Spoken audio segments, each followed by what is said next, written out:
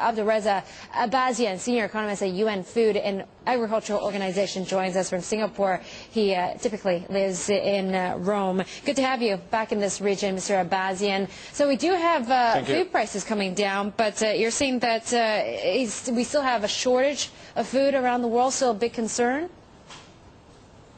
Well, the big concern here is that if we have seen some decline, it's not because all of a sudden we got a huge recovery in supply.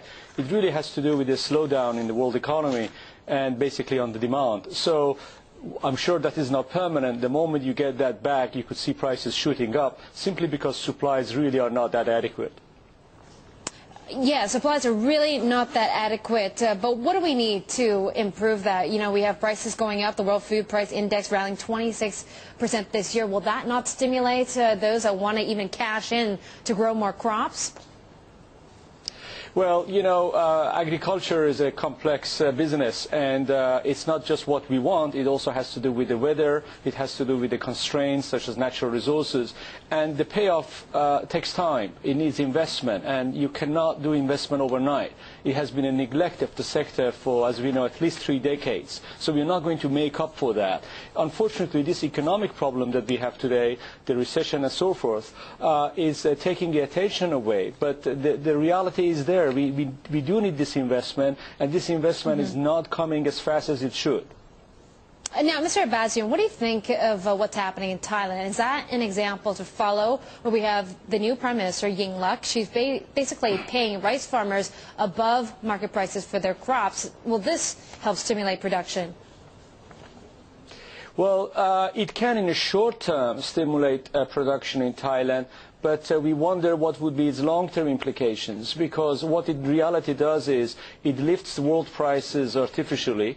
It could actually result in lower exports from the country and a huge stock overhang, which could push down prices over a medium term in Thailand. So it is very complicated, but the fact is when you get policy interventions which are not really very much market driven, then the side effects of that could be actually quite damaging in a medium term.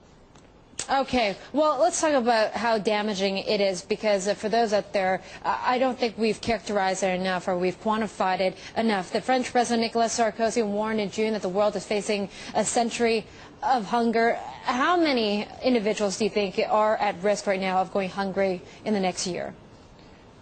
Well, I mean, we are near 1 billion. We've been like this for a while.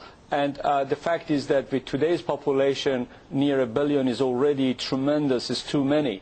And the world population is increasing, so there isn't really any fundamental change that gives us any hope things are getting any better. So we could only expect more hungry people in the future, and this is not so much function of the current prices as high as they are. They were hungry people when prices were half as high or even less than that just 2 years ago. So there is a problem. We need there's a structural problem here that has to be addressed.